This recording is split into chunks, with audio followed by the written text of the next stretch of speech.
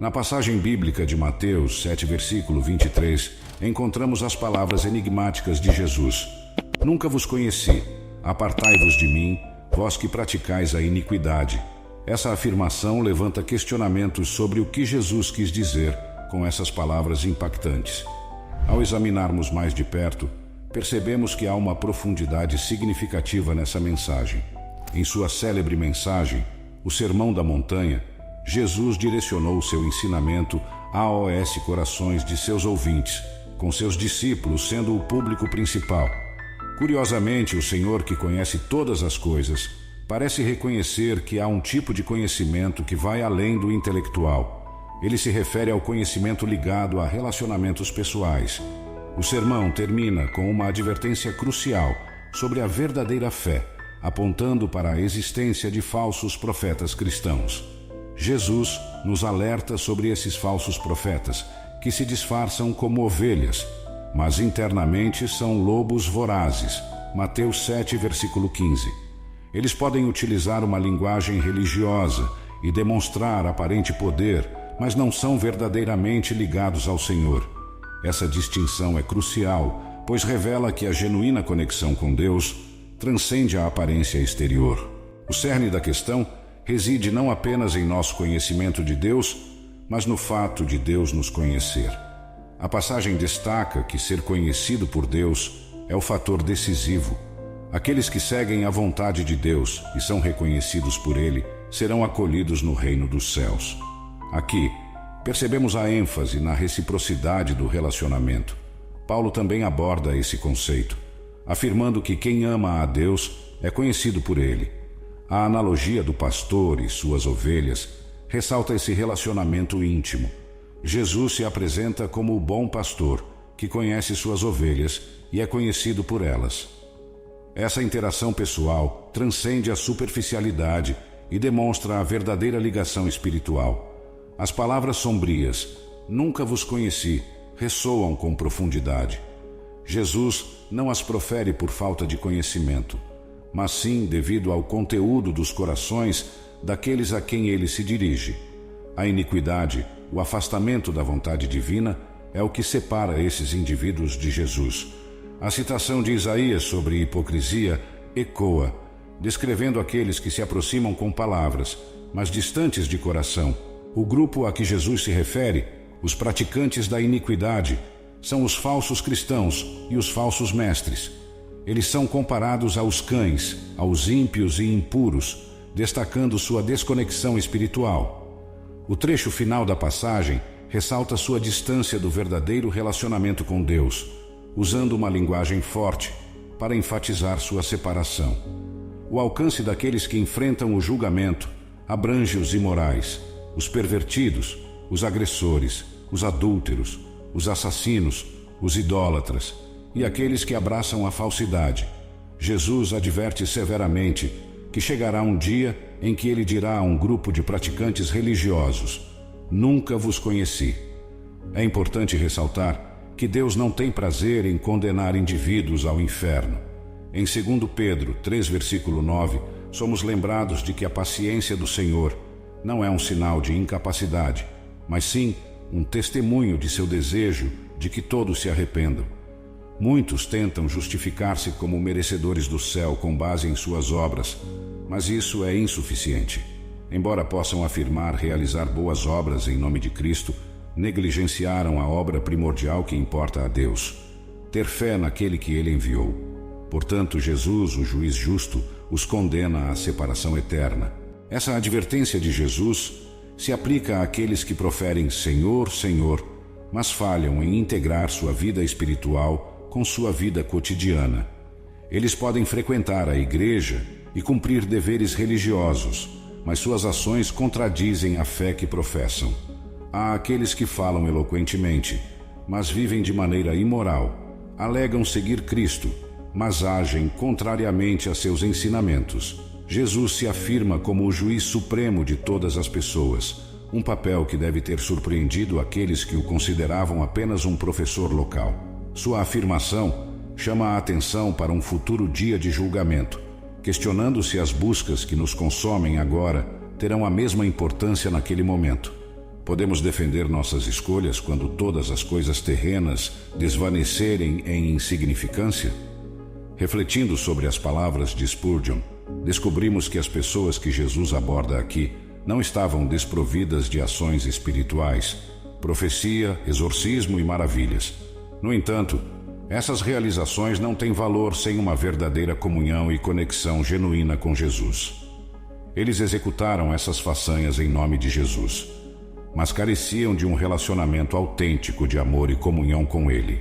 Nunca vos conheci, declara Jesus. A salvação depende de conhecer Jesus intimamente e ser conhecido por Ele. Isso transcende a mera confissão verbal ou confiança em ações superficiais. Essa mensagem nos lembra que a fé sem um relacionamento sincero é insuficiente. As ações que realizamos em nome de Jesus devem estar enraizadas em uma conexão autêntica e devoção sincera. Conforme exploramos esse trecho, descobrimos a essência de uma fé autêntica, um relacionamento com Jesus que permeia nossas ações e escolhas, levando a uma verdadeira transformação do coração e da vida. O trabalho espiritual é a nossa conexão com Ele, através do dom da fé que Ele nos concede, que assegura a nossa salvação. Conectados a Jesus, estamos seguros. Sem conexão com Ele, todos os milagres e grandes obras não provam nada. Que palavra terrível, que separação terrível. Apartai-vos de mim, do próprio Jesus a quem você proclamou. Em união com quem a vida eterna pode ser encontrada. Em Cristo tudo é paraíso. Separados dele, tudo é inferno. Jesus é o juiz. As chaves estão em suas mãos. Se separar de Cristo é o próprio inferno do inferno. É a base de toda a miséria dos condenados. Ser cortado de toda a esperança de benefício de Cristo e de sua mediação. A verdadeira fé em Cristo é testada pela obediência à vontade do Pai. Dizer apenas Senhor, Senhor e reivindicar crença não é suficiente. É preciso também seguir e obedecer aos mandamentos do Senhor. É possível adquirir um léxico religioso, memorizar versículos bíblicos e hinos religiosos, mas ainda falhar em seguir a vontade de Deus. Aqueles que são verdadeiramente nascidos de novo têm o Espírito de Deus habitando neles. Com a ajuda do Espírito Santo, eles são capazes de compreender e seguir a vontade do Pai.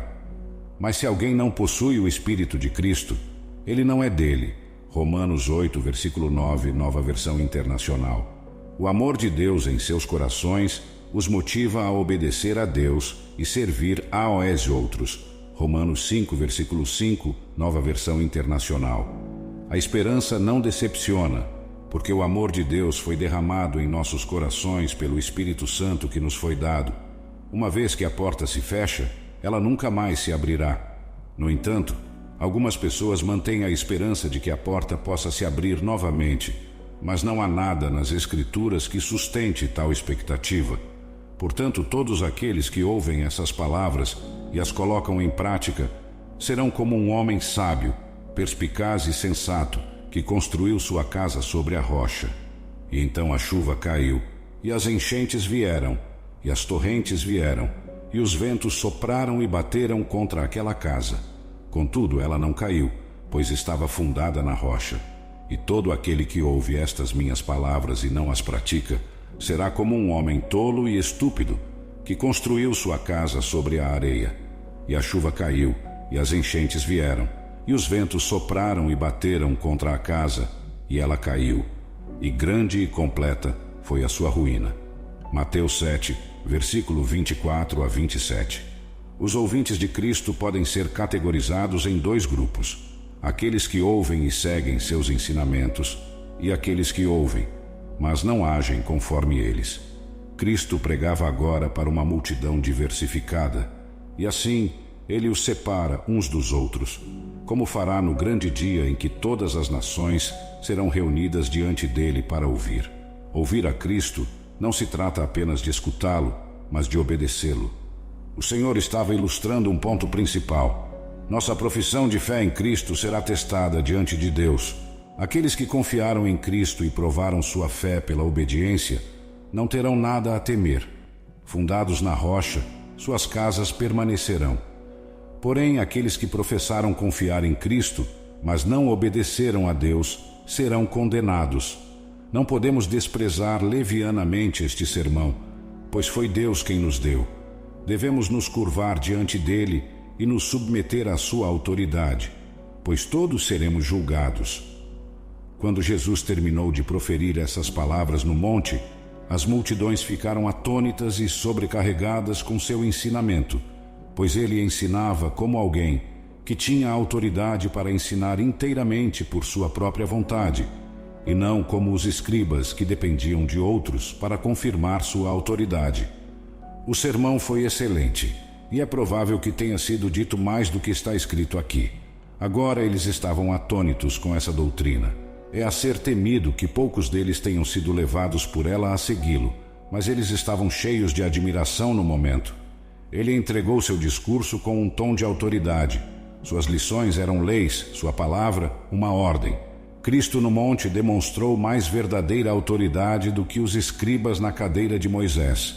Então a pergunta é: como servir a Deus de maneira aceitável? É uma coisa andar com Deus e servi-lo da maneira que queremos, e outra coisa é servi-lo de acordo com o padrão ou maneira que ele deseja. Lembremos-nos quando ele disse a Saulo que a obediência é melhor do que o sacrifício. Isso significava que não podemos buscar servir a Deus nos nossos próprios termos, apenas alinhados com a sua vontade conhecida. É importante distinguir entre essas duas abordagens, porque muitas pessoas afirmaram veementemente que caminharam com Deus e fizeram a sua vontade, apenas para Deus dizer: apartai-vos de mim. Primeiro, venham com submissão reverente. A palavra de Deus nos dá uma visão profunda de como Jesus orava. Nós não estávamos lá para ver, mas graças a Deus pela Bíblia. Em Hebreus 5, versículo 7, nos é dito que, nos dias de sua vida terrena, Jesus apresentou petições específicas e súplicas urgentes pelo que ele precisava, com clamores e lágrimas fervorosas para aquele que sempre poderia salvá-lo da morte. E ele foi ouvido por causa de sua submissão reverente a Deus, sua ausência de pecado e sua determinação infalível em cumprir a vontade do Pai. Sabemos porque Deus sempre ouve as orações de seu Filho. Diz que Jesus foi ouvido por causa de sua submissão reverente. Como mostramos essa submissão reverente? Hebreus 5, versículo 7, refere-se ao momento em que Jesus orou no jardim do Getsêmani. E a descrição do que aconteceu naquela ocasião é um exemplo disso. Submissão reverente, portanto, consiste em dizer ao Pai: não seja como eu quero, mas como tu queres, que a tua vontade seja feita. Consiste em renunciar à nossa própria vontade e aceitar a vontade de Deus. Jesus nos deu uma oração para usar como padrão, é claro, é o que chamamos de oração do Senhor. Nessa oração, ele incluiu esse princípio. Ele nos ensinou a orar: venha o teu reino, seja feita a tua vontade, assim na terra como no céu. Quando você se aproxima de Deus, você precisa dizer: faça-se a tua vontade. Essas palavras simples significam que você está dizendo: se a minha vontade não estiver alinhada com a tua, então eu deixo de lado a minha vontade. Você está dizendo: quando as nossas duas vontades entrarem em conflito, deixe a tua prevalecer. Segundo, seja genuinamente dedicado a Deus. Dedicação fala de um compromisso do coração, que não é facilmente desfeito ou desencorajado. Segundo Crônicas 15, versículo 14 a 15.